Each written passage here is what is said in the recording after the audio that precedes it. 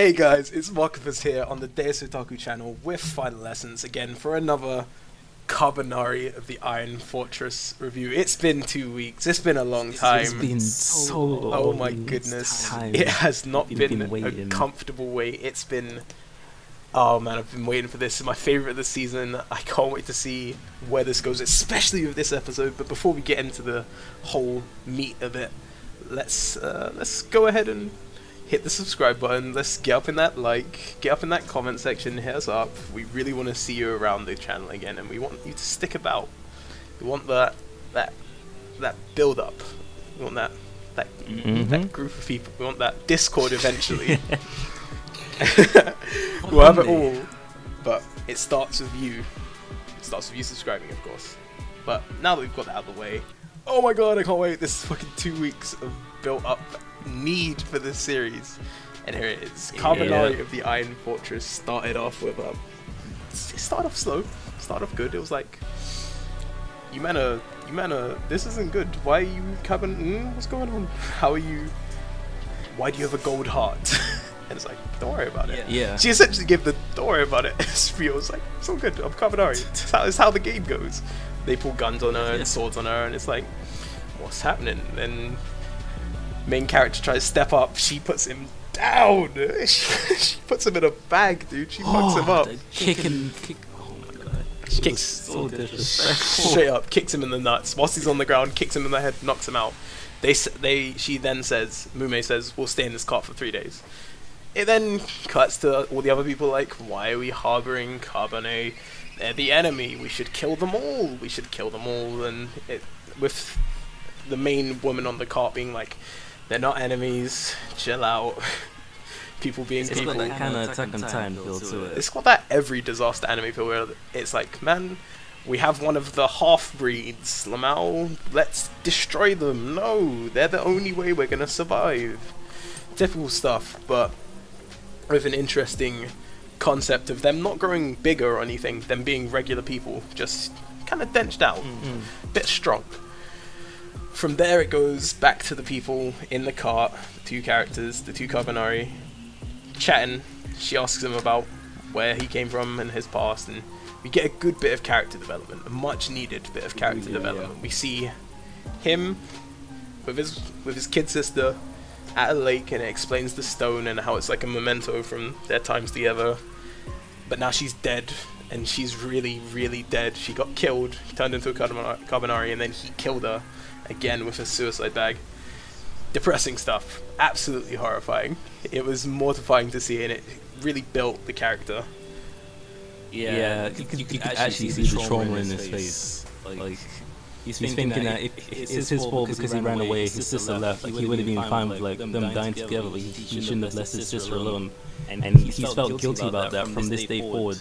And that's why that's the build up to now today, where he spent more or less his whole life trying to find a way to beat the Kabernari. And also, it explains his character. It perfectly explains it, because he never runs away anymore. He ran away to get help, and his entire family died without him being there. So he's never running away again. It's peak. It's not nice. His whole character is built on death and destruction and demise and being a coward. So he'll turn those things against the enemies he has made. But from there, we go into this Mume sensing another one of the Kabane, but she can't find her, and seemingly it cuts to certain characters and you're like, oh yeah, maybe it's that one or that one or that one, and never really fits onto one of them. So she's busted out. People are not happy with it, and a few people went to the princess of the ship to be like, we need to pray for our dead. They all died, and we need to pray for them, and if we get too far away, our praise won't reach them. But literally, this is like, sure, okay then. She pauses down the ship, everybody gets off, they do a good bit of praying, they set a fire, everything's all good, and Mume and the main character, Ikuma, I keep on forgetting his name, my brain just turns off. Mume and Ikuma, they hang out in the car, but Mume's like, I'm done, I'm kind of done with this. It's a bit dead still. It's a bit dead. She goes out, she hangs out with the local populace, hangs out with the children, seems to make a lot less threatening. But she still sensed that Kabernari, and she's like, oh man, what's going on here? What's going on? She's still trying to look for it, clearly. Cuts to Ikoma, who's in the cart with a bagger man about to start attacking on the cart, and the princess goes there, and she's all like, don't do it, he's a friend, it's all good, we don't need this, it's not... come on. She seems quite tired of it at this point, so she puts Ikoma for a test, essentially stabbing him in the chest. He grabs the knife, he's like, don't, this is peak, please don't.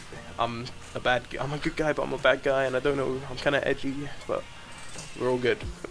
No one else beefs him. No one else beefs him. They go into the cart, they have a bit of a chat, like, why'd you put me through that? Or, sorry, I put you through that test, it's no issue. No problems here, no problems there.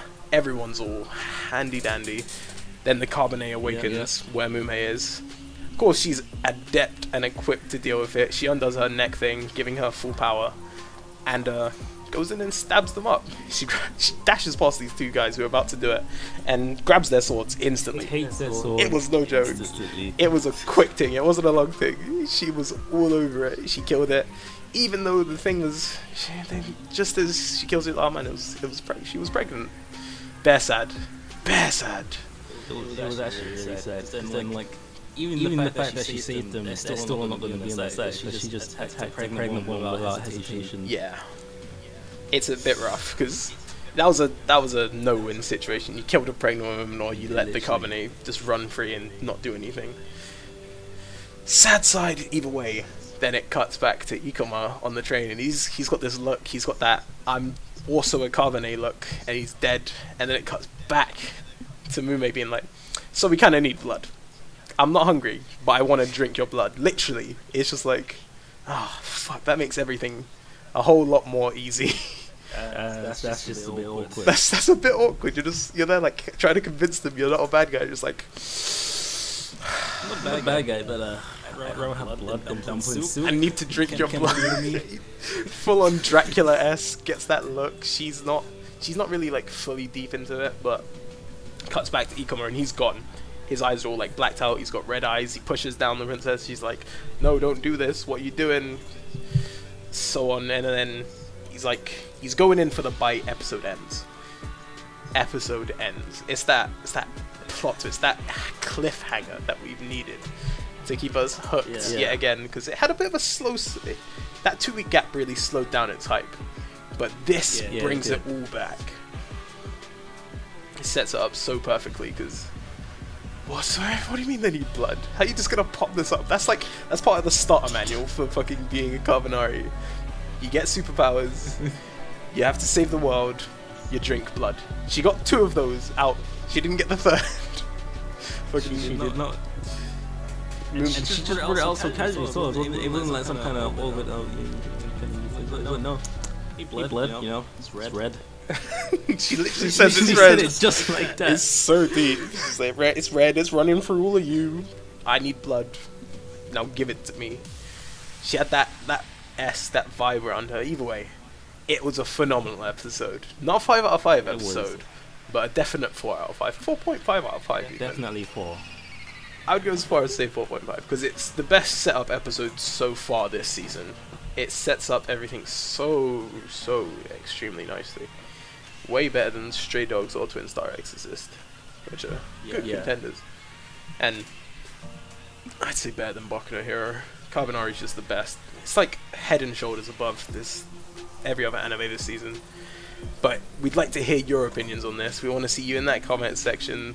Stick around, subscribe, like. It's been a video. Definitely.